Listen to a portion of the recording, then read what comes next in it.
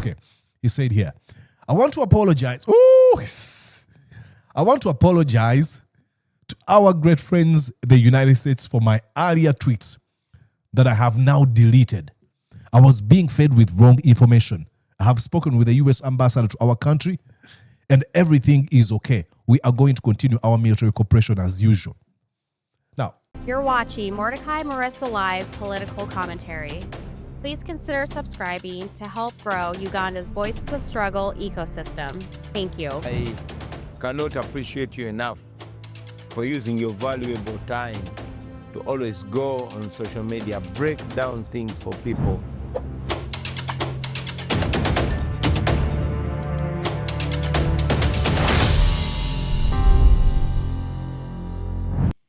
hello, ladies and gentlemen. Let's talk about this tough guy. Of course, I'm kidding. He's not a tough guy. But that's what he wants you to perceive him as. Tough guy, Muhoozi Kainerugaba.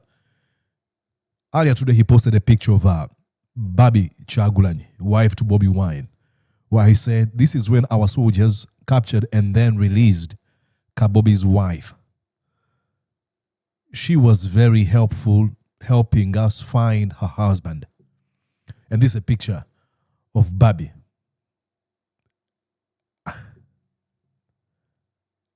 I don't know. I don't understand what goes through the minds of patriotic men and women in uniform, those who serve at high command, those who really respect the national flag, the black, yellow, and red, like you see in the background. What comes to their mind when they see that this is their commander posting pictures of him boasting of how they violently and illegally broke into the house of his father's political opponent, how they subjected his wife to utter humiliation. Is this okay? I don't think. That's why I'm hopeful that maybe someday some of them will bring an end to this madness. But hey, away from that. So Muhoozi Kainerugaba has been accusing the USA of coordinating the escape of Bobi Wine. I'll show you what he posted. He later on deleted this and apologized immediately to the USA. Let me show you. Daily Monitor reports Muhoozi stirs social media with photo of captured Bobi Wine's wife, the one I showed you. Then he went on and said, fellow Ugandans, because of the present situation where an opposition leader kidnapped himself and is missing, and according to our best intelligence, did all this in coordination with the current administration at the US Embassy in our country, we, as the Uganda People's Defense Force, suspend all cooperation with the current administration at the US Embassy in Kampala. This includes our work in Somalia. Oh, Muhoozi, don't you think you're flying too close to the sun? You're flying too close to the sun, brother. He went on to say, the very precious security cooperation between Uganda and the United States has been undermined for a decade now, since 2015, by unimaginative bureaucrats at the embassy. This is in spite of the excellent political relations between the two countries. Oh boy, you're digging a very, very, very, very, very deep hole. Keep going. So that's what he posted, threatening ending the relationship between Uganda and the United States of America. And I think they were like, okay, we understand this is your madness, but if that's the route you want to take, please lead us. Go. He didn't get any response from the US. Guess now what he does? As always, Muhoozi Kainerugaba ends up apologizing. I'll read you here what he posted earlier. I'll read you what he posted. All right, now, he obviously blocked me, as you can see right here. He blocked me some good time. Okay, he said here, I want to apologize. Ooh, I want to apologize to our great friends, the United States, for my earlier tweets that I have now deleted. I was being fed with wrong information. I have spoken with the US ambassador to our country, and everything is okay. We are going to continue our military cooperation as usual. Now, we want to understand, because he said that this cooperation, the relationship between USA and Uganda, has been undermined since 2015. Is he trying to say that all this time he's been being fed wrong information? Excuse me. Has he been fed wrong information? Because he says, I'll read you again what he said here. The very precious security cooperation between Uganda and the United States has been undermined for a decade now, since 2015, by unimaginative bureaucrats at the embassy. So when he says, oh, I want to apologize, what is he apologizing for? Has he been fed wrong information since 2015? These are games. But I don't think that the USA can be played like this. This is not the first time Muhoozi Kainerugaba is making these outrageous claims and threats against the US. You remember, I think he gave, 48 hours for the ambassador, William Pope, the ambassador of the US in Uganda, to leave Uganda. The ambassador is still in Uganda. He never left. He actually ended up apologizing again. He's flying too close to the sun. Son, you're flying too close to the sun. He went on to say here, I'll read you more of what he posted earlier. Let's go on and read about Muhoozi tweets, where he said, now here is, after making those threats, he realized that, he's actually now being watched. The US radar is watching him. So he said, if any soldier even attempted to touch Barbie, he will be punished very severely. All our troops are briefed on how to handle women. Give us the details.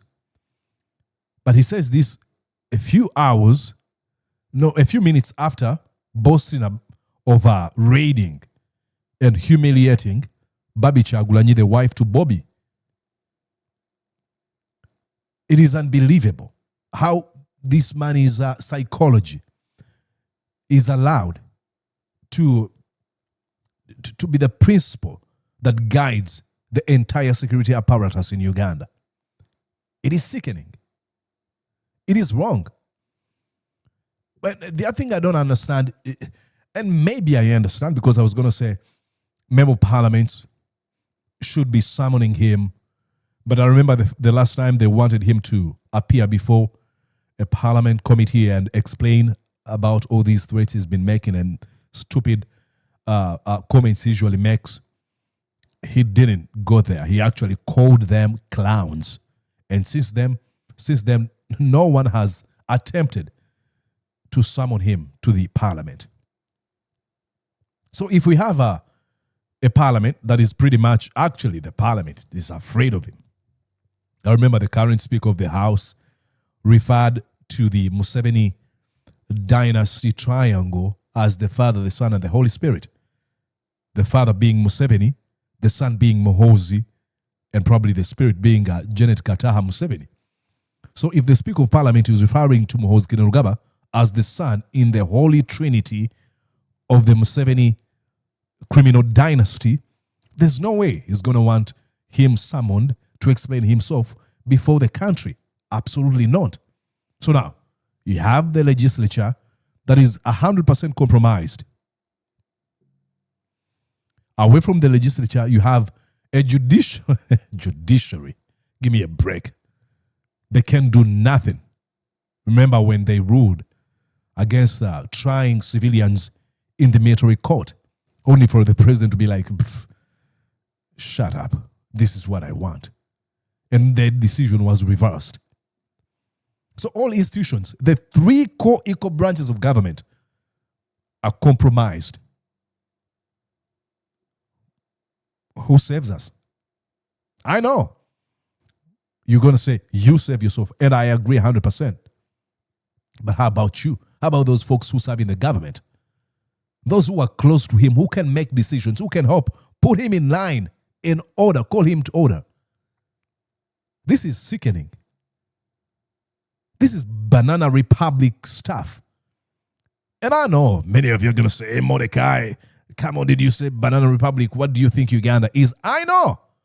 But like I usually say, it doesn't take away the weight. Every day I have to wake up and scream and be like, we cannot live in a Banana Republic and just normalize it and be like, okay, let's live this kind of life forever. We have to wake up every day and challenge the Banana Republic.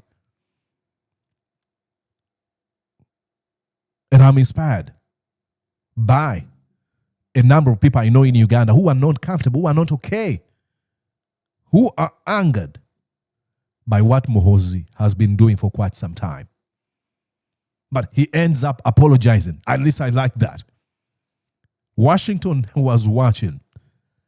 And I want him to continue taking that route.